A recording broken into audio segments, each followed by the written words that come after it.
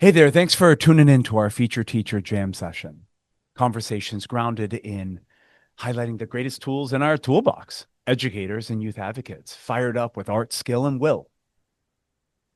I'm Jay Dion, and after many years as a teacher, administrator, and instructional coach, no matter what age you rock with, what content you're passionate about, what population you serve, I'm curious where we can reinvite creativity back into the work, what it looks like to centralize interactions as foundational to language, character, and content development, and how we can leverage the autonomy of fantastic educators doing this work worth doing. The Learning Riot is a movement committed to championing, challenging, and supporting teachers as you build rigorous and responsive learning communities where language, executive function skills, and critical stewardship are developed. Stoked to have you join the riot, you little rascal. Let's jump in.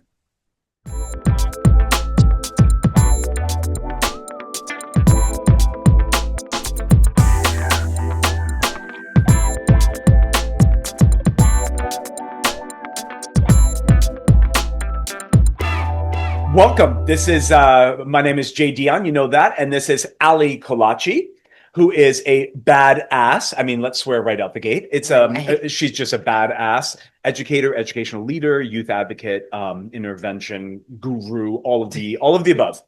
I'm not going to just talk like that the whole time. Nice opening. So, as we know that basically the Learning Riot, the essence of this work, I think, is really about just celebrating the idea that the teacher fired up with art, skill, and will is the greatest tool in the kit, is the way that I kind of see it. And you're somebody who not only for yourself embody that with kids, and you embody that in how you work with and are like strategic about helping other teachers to lean into their creativity, lean into their skill building. You're welcome. All right.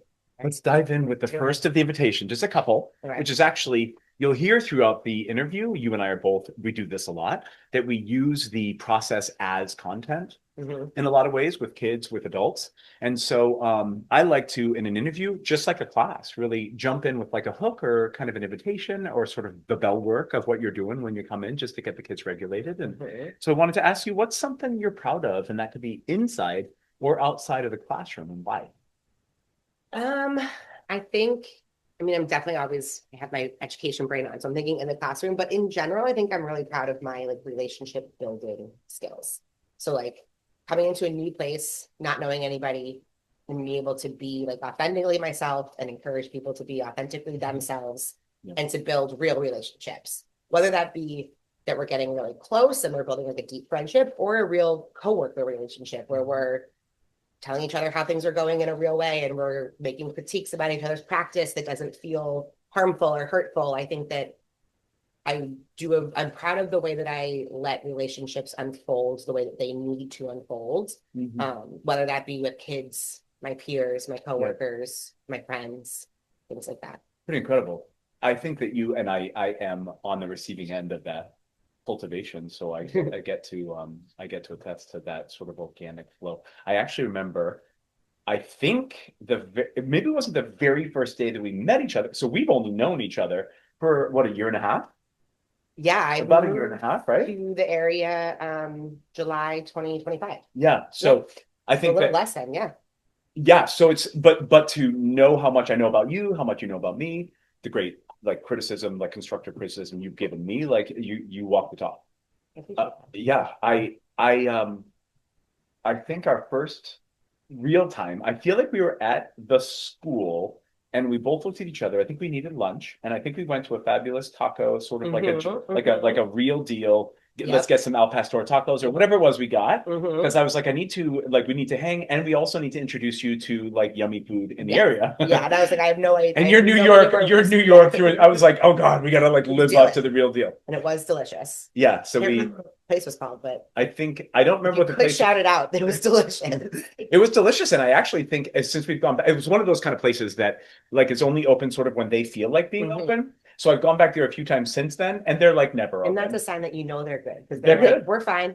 We will be here when we want. Mom is in the back, and she's like, I am bringing it when I'm doing it, but I got other stuff to do. Very, New York City, which I appreciate it. Yeah, me too. So looking back, And I know that I'll be curious what you say here, Hmm. or what we can unpack together. Hmm. Looking back at your practice, let's think about practice specifically. Okay. Only because I think that we have, just to unpack this, I think we have a lot of teachers that like feel bad or like don't want to talk about the things that they're not good at. And Hmm. that's actually kind of, I really think that's a major thing that interrupts like collegial learning. Hmm.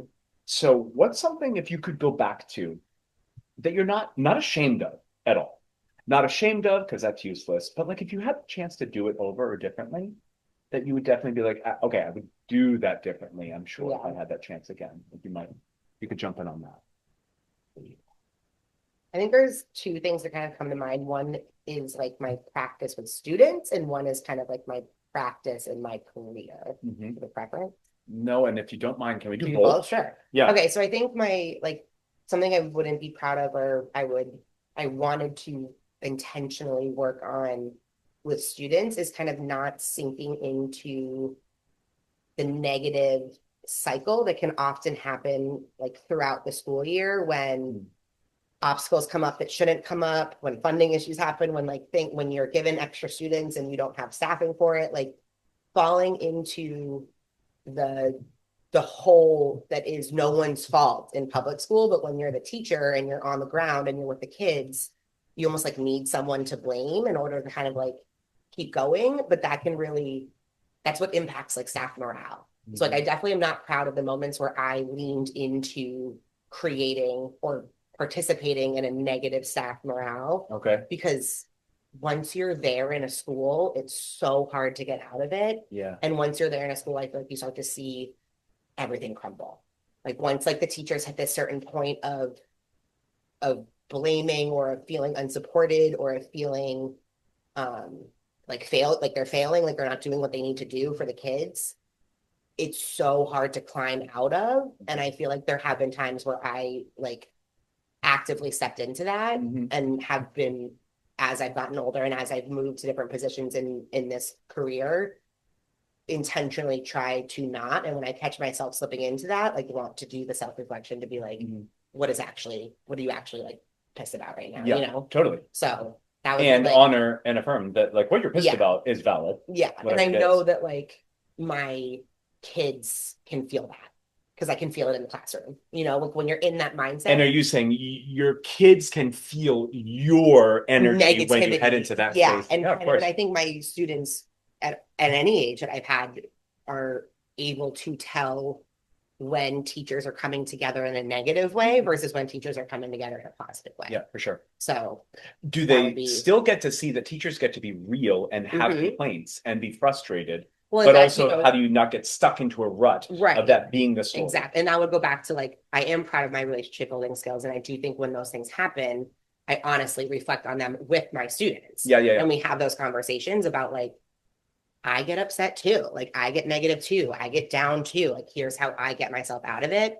But I think that like it's a hard, I can fix those things in my classroom, Yeah. but I can't fix them in the whole entire school Yeah. environment. And that's like the part that kind of like leaves that like icky feeling. I think that you and I have, I mean, there's many a day, and sort of increasingly so right this moment.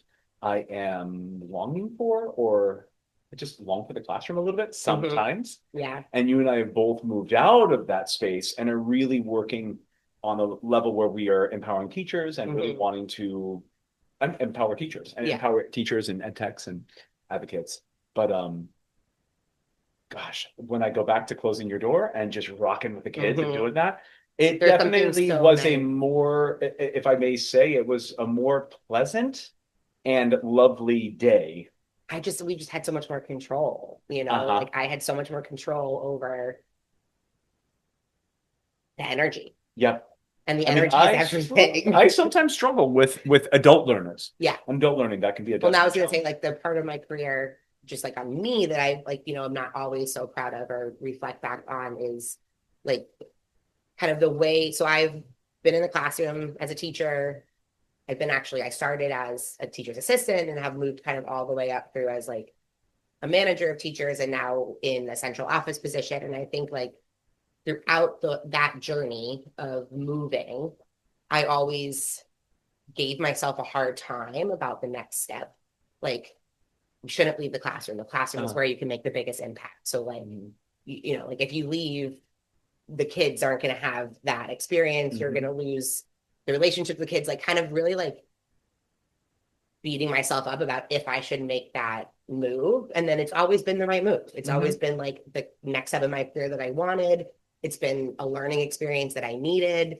It's never been something that I regret. So I feel like I need to get better at not like questioning why I want to do something different. And I feel like that's easy for educators to do because like the work is so emotional and student centered where you're no matter every time you leave or change, a kid is going to be upset. And like that's hard, right? Yeah. So like it even just happened recently where like we were working together and I moved to a different place and I'd made relationships with students and I questioned that decision a lot. And it was hands down the right decision. I should be in the position I'm in right now. But there was a lot of like, you know, you're doing the wrong thing internal conversations that I try to get better at with myself. And hold yourself with grace and almost forgiveness. Shouldn't have to. Leaving a situation and choosing new is nothing that we need forgiveness for. Yeah. But I think that holding ourselves with grace, that even if we are really dynamic and engaged and really great, and you know what, I have been with many kids that I'm like, I am the best person for this kid, like to build their movement. But that doesn't mean I should stay in that situation and with that you should be the only one that does it. Yeah. And I think also there's something to be said, and I think we'll probably talk about it as the conversation goes, but there's something to be said that it's a job. It's a job. Yeah. And while we want to fulfill ourselves and we want to do kick-ass work, it's a job. Yeah. And I do think I hold that boundary pretty well. You do it better, not perfectly, but you do better than I do, I think. Yeah, it's you been set some good boundaries around that. Yeah, I very much, I'm not a teacher to. Do we want to just do a quick little, she's promoting Dunkin' and I'm promoting Starbucks. America runs on. But Starbucks for the pretentious. I don't know. I don't think I just sealed the Starbucks deal. In full disclosure, I don't know their voting record either. I'm not drinking my coffee politically. You're drinking it. Is anything not political? Is anything? Caffeine. Okay.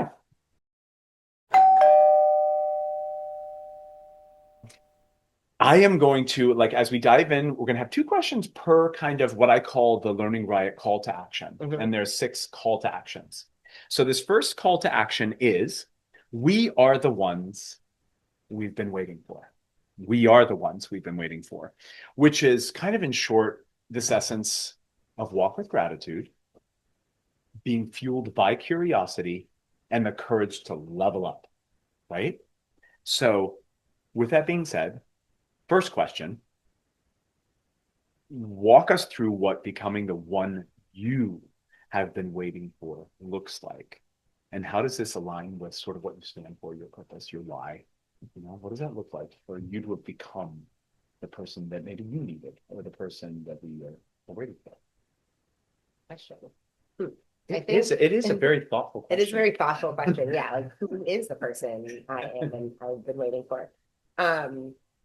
I think that for me, it's been a journey of just becoming comfortable and content with like the way that I want to live my life every day and not feeling the need to question or justify or like explain myself and just being really like, I think confidence has been something that I've always been like slowly working on personally. It takes time. Right. And I think that career wise, it's actually a place that I like have my most like work is where I have my most confidence. Yep. And so I think that like I often, Allie from 3 p.m. till 8 a.m. will think about like what would Allie at work do? Because like she's a little bit more of like the person who's gonna get shit done. I used to always say to myself, what would the kids expect Mr. D? Yeah, like I feel it leveled me up in terms of having some character. I feel so passionate about my students feeling like they can fight for whatever they want to fight for and be whoever they want to be and like be happy. And so I often like I think I'm trying to get to a point where I'm like be the person you are trying to get your kids to be. Like, if you want your students to have this life and have these skills and have this mindset, like, why don't you want that for yourself? But I do feel like I'm at a place now where like I have that, you know, like I kind of feel like these last like, you know, few years of my life, like leaving New York City and coming back home to New England and meeting my wife and getting married and like settling in, I feel like I've kind of like gotten to a place where I don't feel like I'm rushing to the next thing. And I'm kind of just like enjoying the learning process and what I'm doing, which is what I want my kids to do. So I feel like I've kind of gotten to a place where like I'm Pause showing for a up. second. Is that a train? Right, just coming back. The husband came home. Amazing. Groceries are put away. Groceries are put away. You know, life happens. Like pizza for dinner? I don't know. Yeah. So, you were just talking about becoming kind of walking slowly toward that place of living confidently, and really being the person that you're hopefully encouraging, empowering, educating your students to strive toward. Yeah, I feel like now, like at this point, and especially I think I've noticed this coming into Southern Maine and like moving to a new place, like kind of starting fresh as like a new person, not a new person, but like a new educator in a building, is that like I feel like I am confidently modeling not who I want my students to be, but like the way that like you can be whoever you want to be. You can be happy in whatever decisions you make. You don't need to be like everybody around you. As opposed to feeling like I'm just saying those things, but kind of like faking it in the background. And not in a way that like faking it, but like just knowing that I was struggling to do those things myself. I feel like it's not like now, not so much. Like now I feel very content, you know, like in a which is such a beautiful. and not, yeah, like in a very like not like a I wish I had more, just get a very relaxing kind of way. I have to say that it like better than this like exuberant joy and happiness is like this sense of easefulness and contentedness that really just takes time. It really takes time. Did you just to go back for a second, like did you, and not to shame the teachers that you had, but when you go back and think about the teachers in your youth, were there tons of teachers that were living their full truth and that you could see were sort of these empowered, actualized human beings, or was that kind of missing? I think yes. I think we didn't know teachers as well as we do. Like I had some phenomenal teachers throughout K through 12. My mom is an educator in the district that I went to school in Londonderry, New Hampshire. Cool.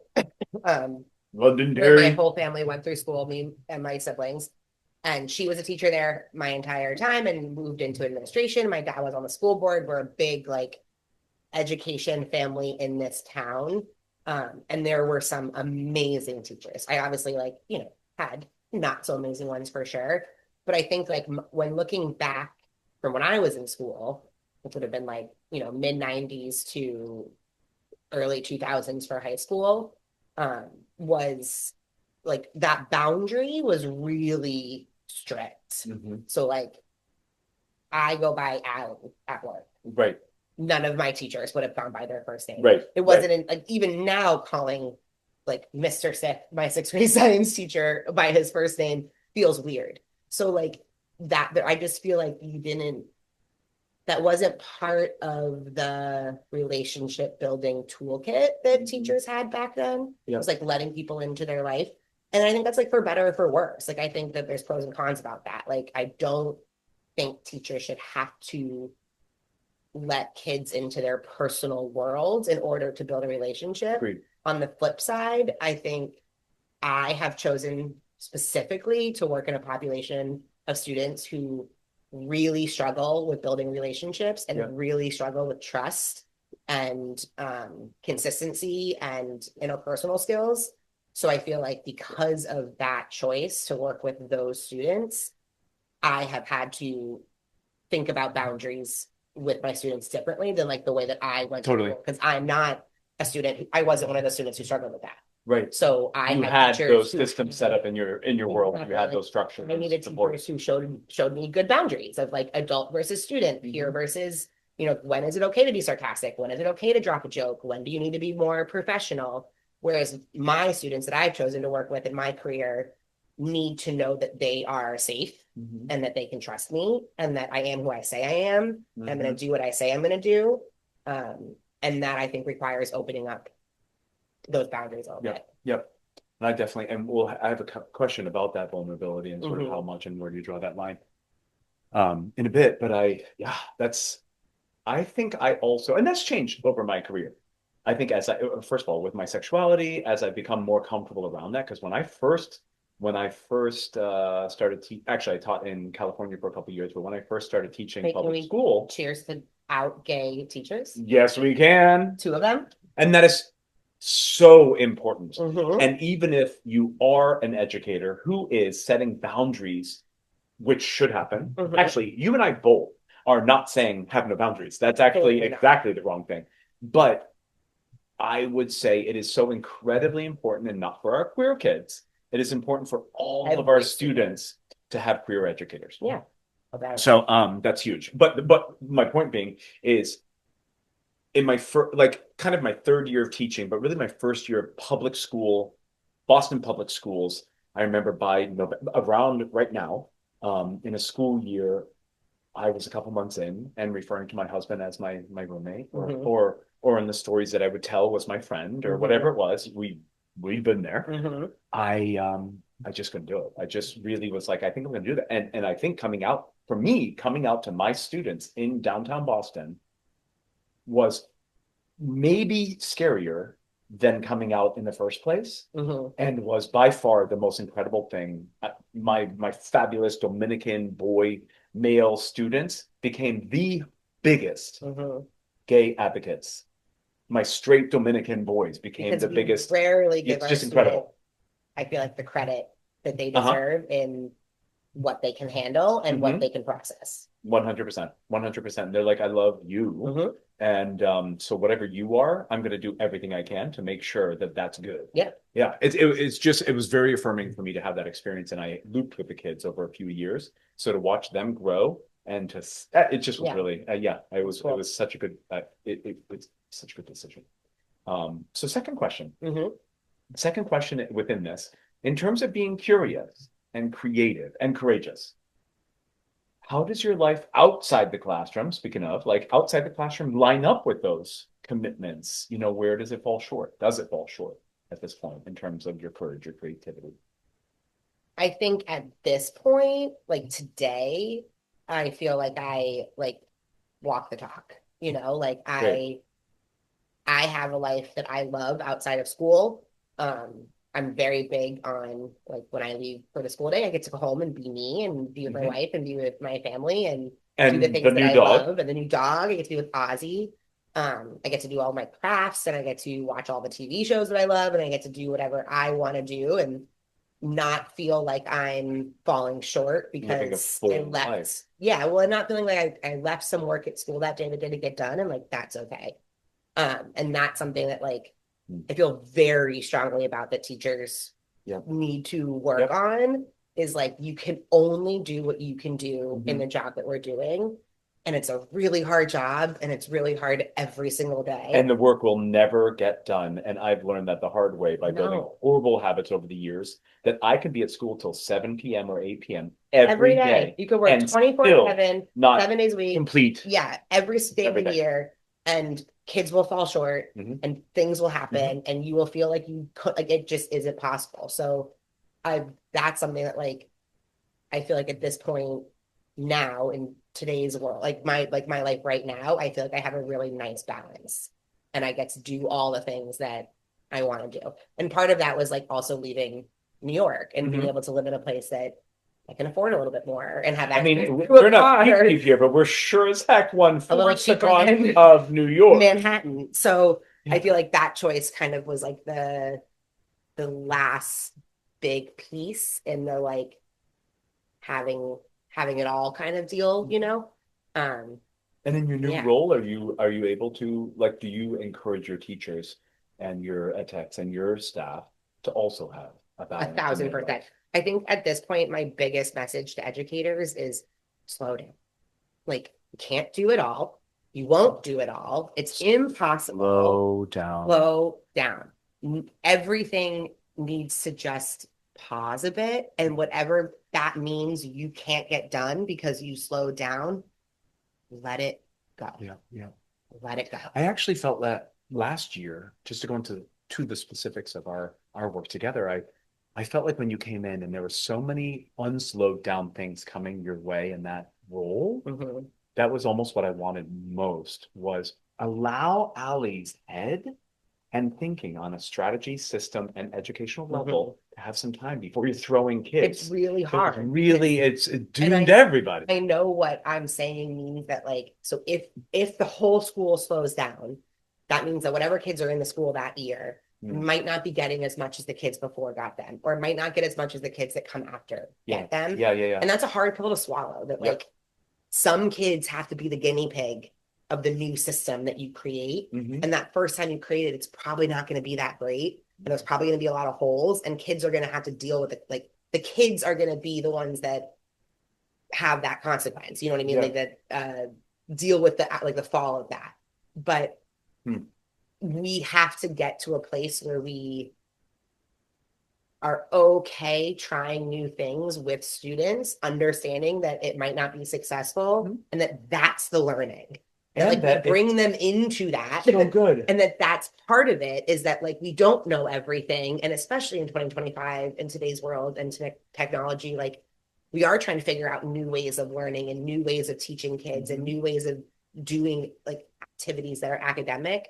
So like be upfront with them. Mhm. You are the guinea pig class. Mhm. We are trying a new system. We Yep. need your feedback. Be transparent with parents and slow down. So do it well. Like do it And the more we with slow intention. down, the more we slow down, I think the better we're going to have regulated kids. Mm-hmm. And the learning ultimately is going to be much more retained and deeper. I Mm-hmm. heard something the other day. I thought it was really beautiful. Somebody else's mantra that she shared with me, her mantra right now is slow and deep, Mm-hmm. because that's the level the soul flows. Well, and And what's I was the like, that is so beautiful. Like, it's so true. yeah, and it's like Let's go slow is fast, deep. fast is quick. Is that like a famous quote, I believe, I or something Well, I like mean, that, you got or to go slow is slow to go fast. smooth or something. There's like a whole like You have a different thing. one, but a better one. Yes, there's like the whole concept of just like if you take the time now, Yep. you'll get a bigger bang for your buck later. Yep. Yep. You don't need to teach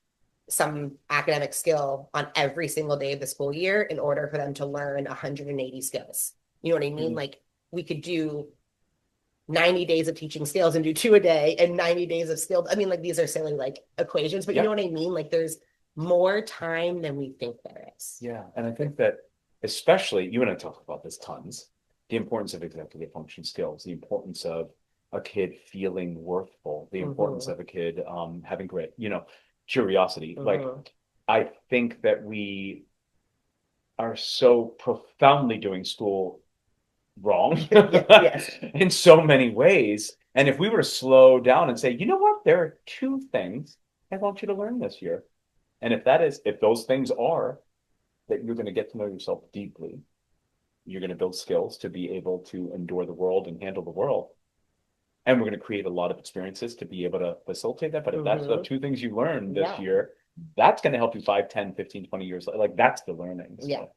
And I think going back to that regulation piece, I just think that we have a lot of kids who are witnessing adults frantic, are witnessing society frantic. And so they're always in this like hijacked space Mm-hmm. of which is restricting their learning and Mm-hmm. their actual retention of Mm-hmm. information. So nobody's actually learning. So it does No, serve us yeah, to slow down. we're just half-assing every single day through it and hoping for the best.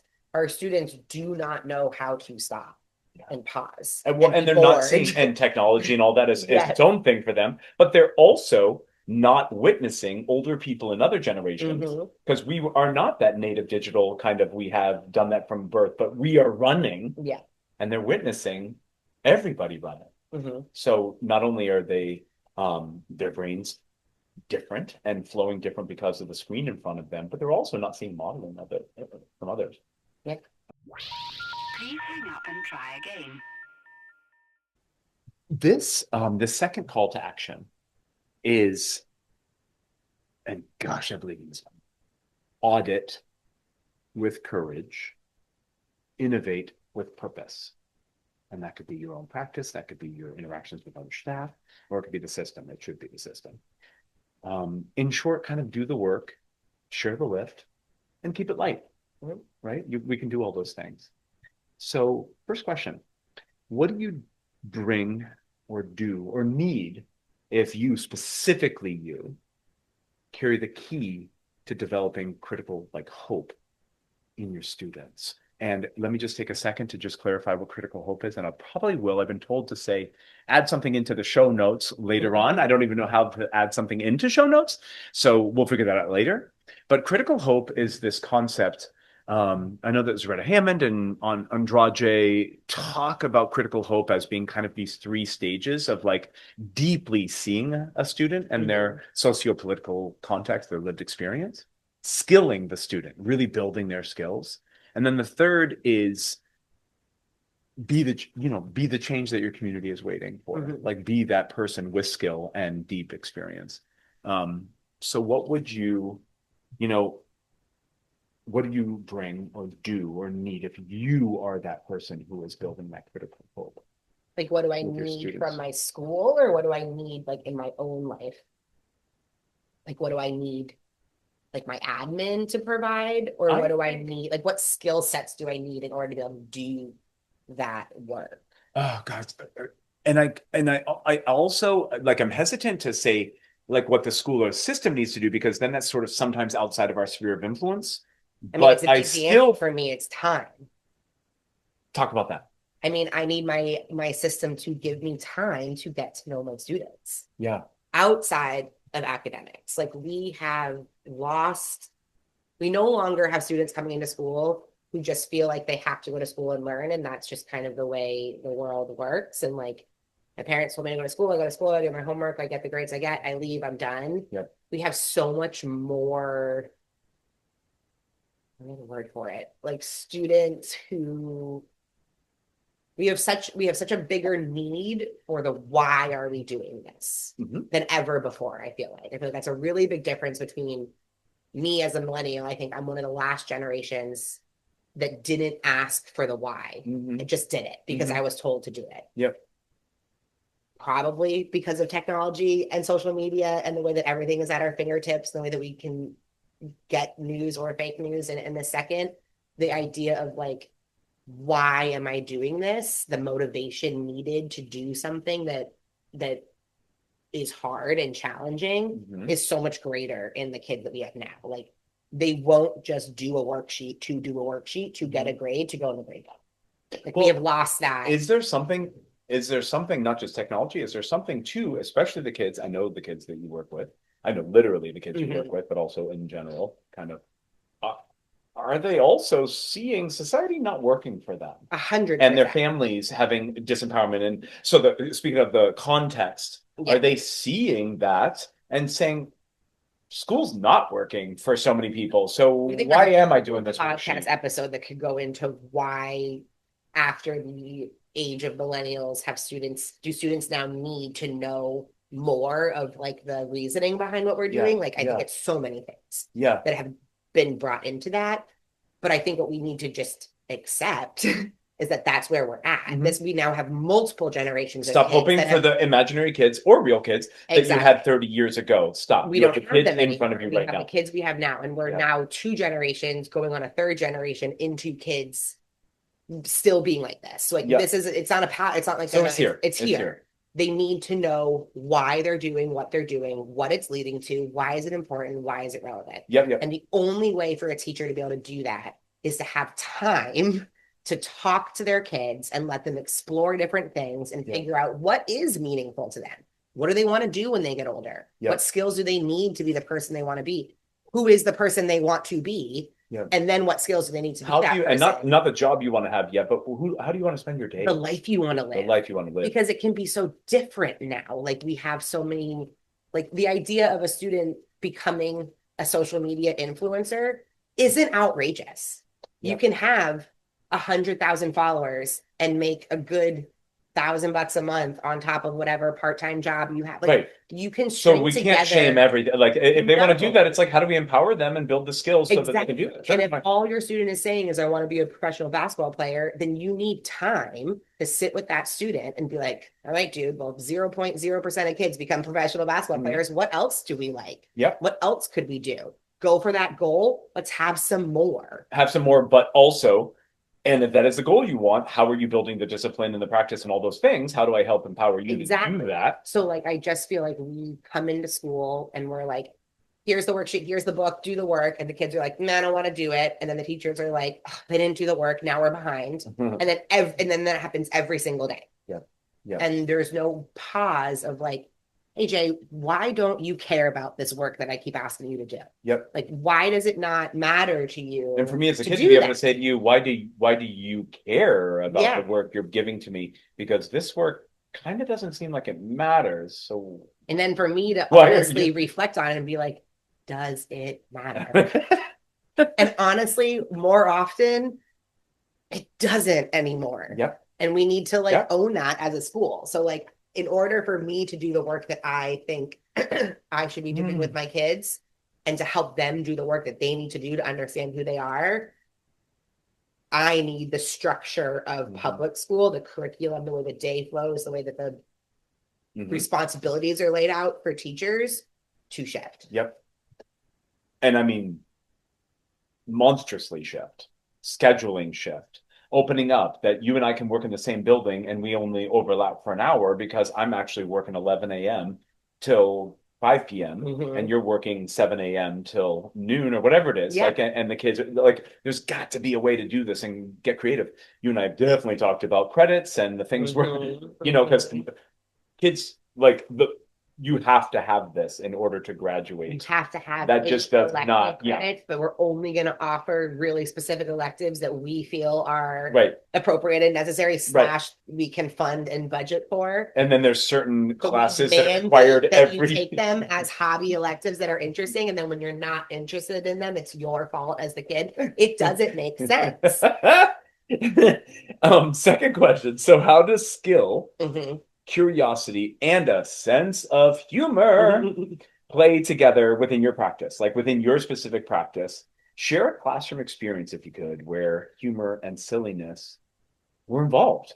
Like, and I know you, so I know that's daily. Yeah, I would say I do not take myself too seriously at work. I think that that's like a big one with my kids is like in any moment. And like, just to kind of clarify, I work with students who would kind of be categorized as like the moderate to severe disabilities, mostly in the emotional disturbance, social emotional learning challenges, a lot of trauma, a lot of big behaviors. My kids are always called the high flyers of the school. Do you think we should have clarified that at the very beginning of this interview? Well, no, I'm doing it when we're doing it. Figure it out when you figure it out. I've talked about my kids a little bit. So Yeah. if you know kids, you might know. And if not, I just told you. Okay. You know, they are the ones who make themselves known. And I love that about them.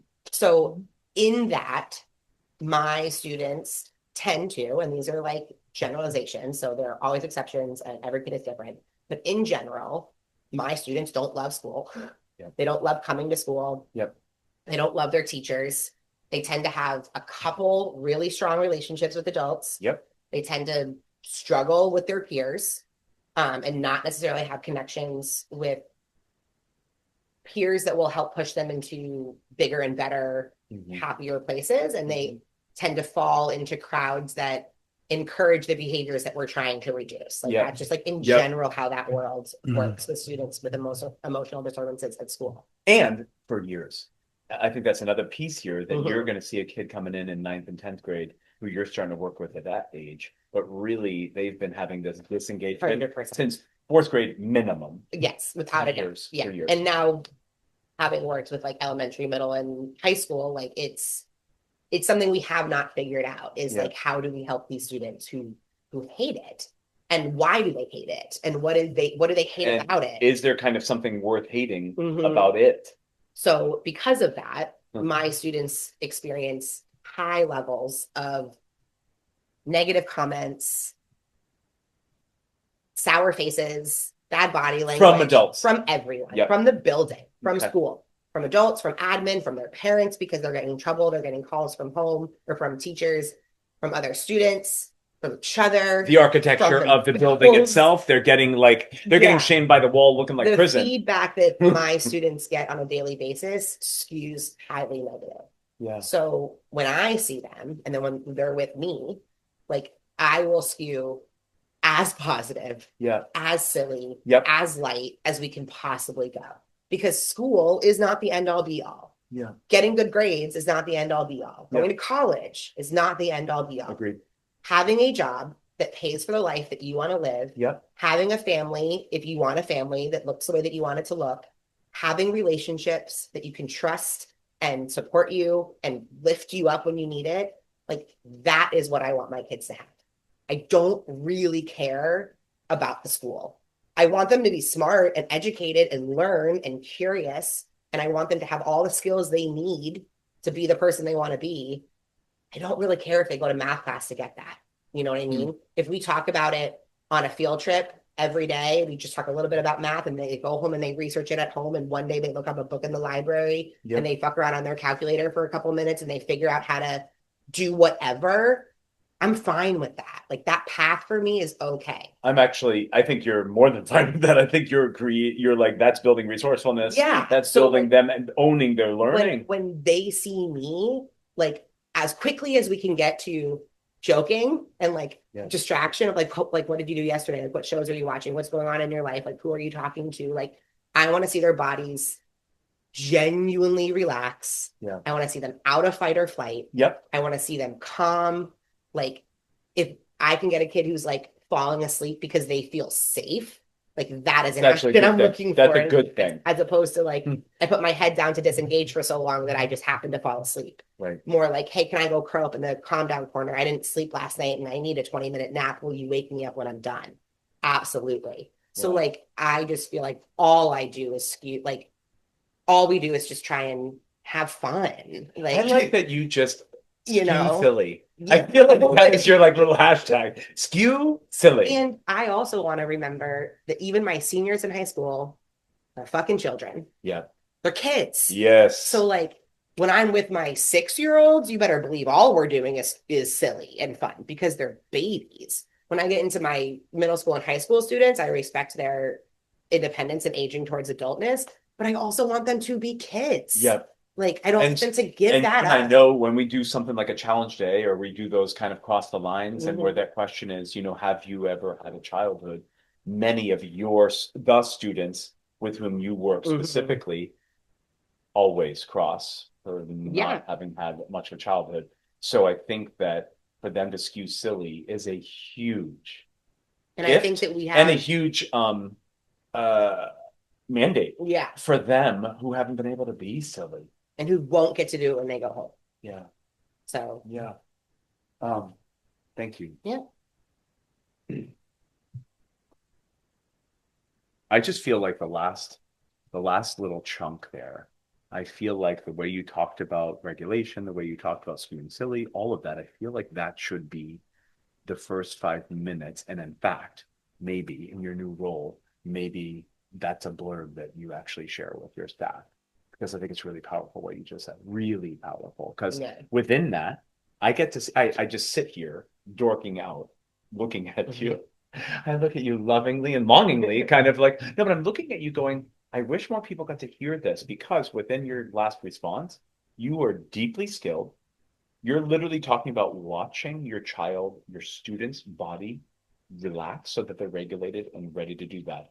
And you're setting whatever the thing is, like, so you're skewing silly and skillfully in a way that's incredible. Yeah, it's really freaking good. I will say that I do know and am okay with the fact that like I am on one side of the spectrum when it comes to school.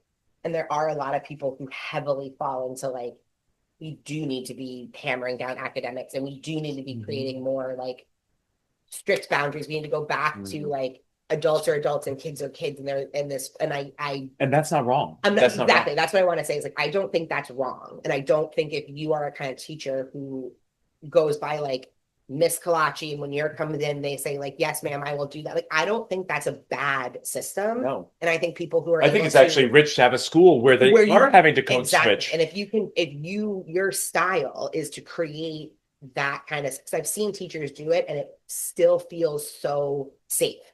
Do you know what I mean? Like You feel It safe creates the container in which they get to because explore. the kids Yep. know what to expect and they know what they want. And I think teachers like that are also extremely powerful and really good at what they do.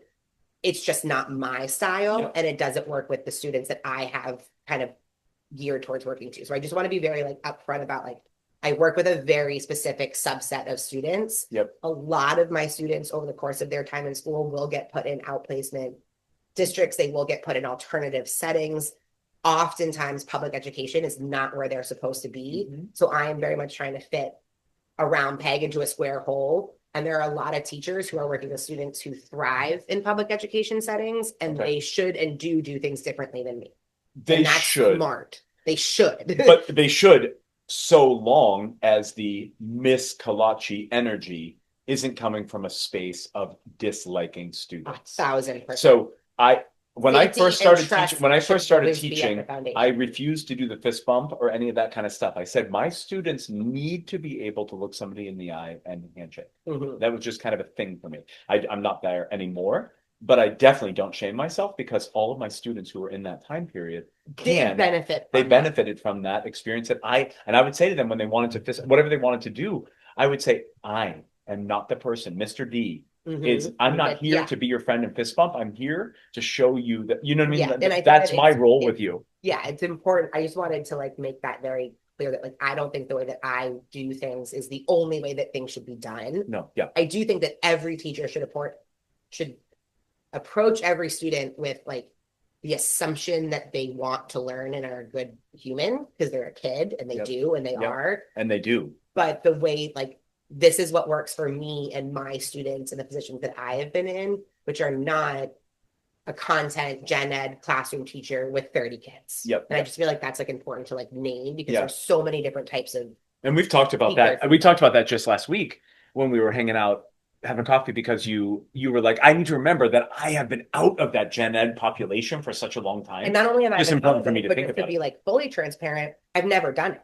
I have never been a Yeah. gen ed teacher with 25, 30 kids looking at me teaching one content subject, 5 lessons a day, every day. Like I've always been in the self-contained Right. resource, specialized program world. And it's different. Like it Yeah. is a different world. There are things that overlap and there's skills that overlap for sure, just like teaching practice. But I think it's important to like really name how different my life is as an educator For sure. from like For sure. a high school science teacher, you know? Yes. Just wanted to call that out for all my gen ed teachers that listen and who are awesome. Yes, and we want that is like that is the population that I want this to be. Listening to this, I am going to. Well, actually, no. We're going to dive in right, like connected with that. So the call to action, because I think it is really connected here. Third call to action for the Learning Riot is trust the educator, challenge the craft, and celebrate the growth. So I think in short is like act with agency, bring the art, own the impact. And I think that we have work to do around that with our teachers, both trusting them and holding them accountable, right? I think that both of those things can happen. So what do you bring? I mean, you've already so answered this, but like, what do you bring that's uniquely expansive for students? And what does this look like in your day to day? Can you give me like a clear, like, what do you mean when you say uniquely expansive? Like basically, yeah, good question.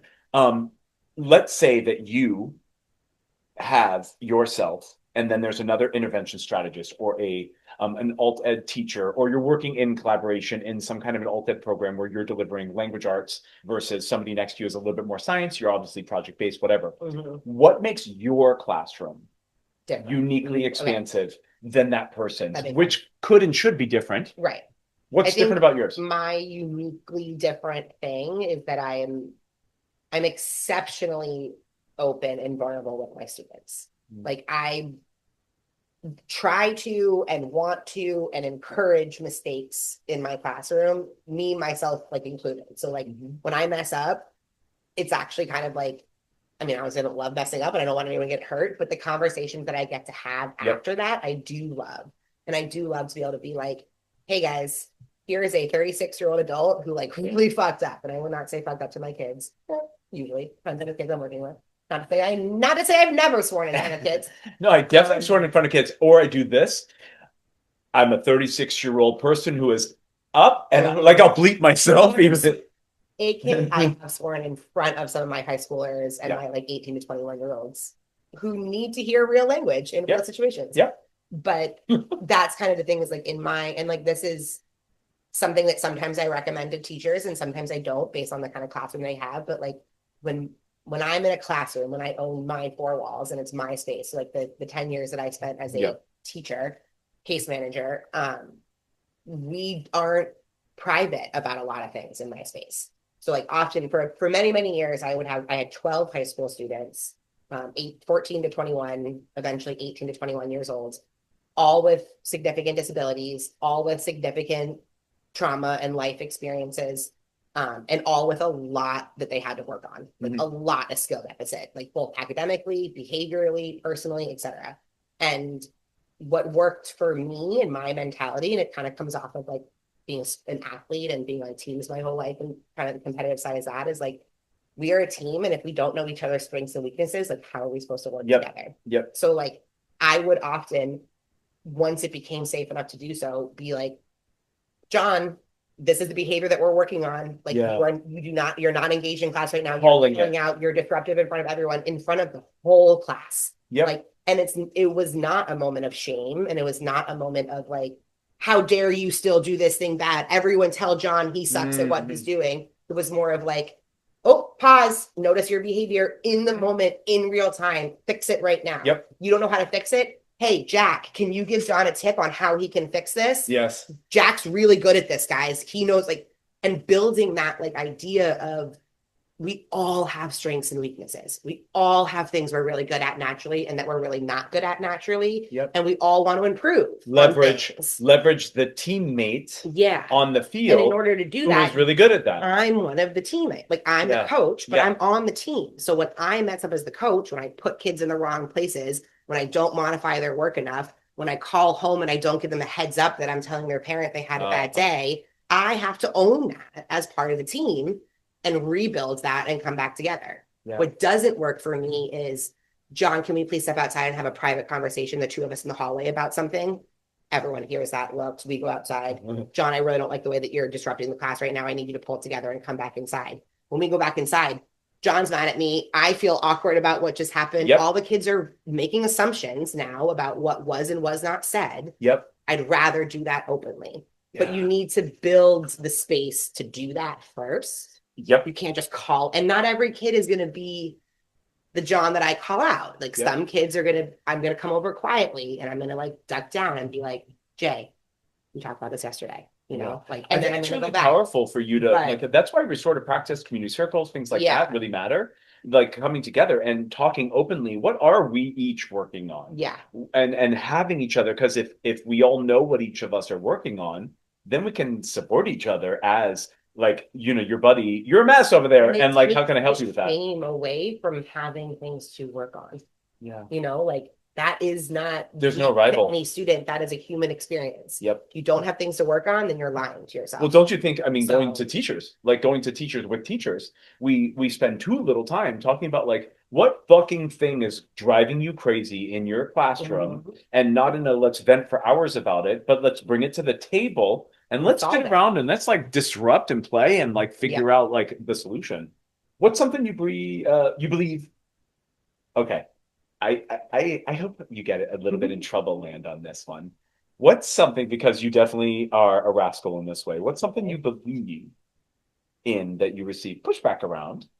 And what do others say? And why I miss that kind of pushback? Are you like, no, I believe in this, and this is something like I am going to continue to do because I believe in it. I get pushback all the time. I mean, that is what I do at school, is like advocate for a kid, and they're like, nope, don't want to do that. They don't get it. I'm like, here is why. My biggest pushback I get is I'm often told that I lower expectations for my students, and I do not. And I will fight people on that every single day. I change my students' expectations depending on where they're at and where they need every day. If I have a student who comes in insanely dysregulated because they didn't get dinner or breakfast and haven't slept because their parents were fighting overnight or because the baby was crying and they had to take their siblings to school in the morning, I will change their expectations for the day. 5-paragraph essay due first period is not It's what not we're happening focusing anymore. on. And I'm not Right. lowering their expectations and expecting them to do less and that they're worth less because they're in that space. I'm giving them a day that they can be successful at. Yeah. I'm recognizing where I can push them and where I can't. And I'm pulling back on maybe like a big push because today is not the day to do it. Yeah. And if I do the big push on the wrong day and they fail, now I have to rebuild that confidence. Yep. Because now they failed And and they're relationship. upset with themselves and they're upset with me because I put them in a position to fail. And these are kids. We Yep. should be setting them up for success. Yep. So like I will fight anyone who's like, your expectations are too low, you keep low, like telling them they only have to do the odds isn't fair because everyone else is doing the odds and the evens. And I will fight a teacher every single day on why I don't think that's true. And I've watched your work where you're like, oh, the 5-paragraph essay, it's happening. Mhm. It's not happening today. It's not happening today. Because do you see his entire essence? That's not happening. But I'm going to fill the bucket. Mhm. Like you are literally filling the bucket as you meet the kid where they are, so that And when it it's comes a time for you walk the next day, away. because I watch you say next day, you're like, all right, and now we do have to get to work. And you Yeah. got a good night's sleep last night. I'm Mhm. stoked you got your breakfast. And Let me now help we you get do started. need to sit with that. Yeah. And I will also occasionally walk away and be like, why are we even doing a 5-paragraph essay to begin with? Is that the skill? You said Is as that if- the activity that this kid needs to do? Probably not. But that's not the hill that I'm going to die on. Right. I will die on the I'm not doing it today and we'll get it But done. I next write so many 5-paragraph essays in my life, Miss Collacchi. Right? So- I use that kind of as an example Yeah. because it is often the one you're like, why can't this get? I had my students recently, instead of whatever I gave them 3 different options of what they needed to absorb and engage, and then they had to submit a family flyer, a family event flyer, Mhm. multiple translations about this event that they had just experienced. Because that's something as teachers they're going to have to do. They're going to have to build those things, put together the event, seek out support from their administrator, all that kind of stuff. I could have done that as a 5-paragraph essay, but who the fuck cares? Exactly. Who Also, cares? many of them would have chat GPT'd it. And point. So, Let's take a pause for a second. okay.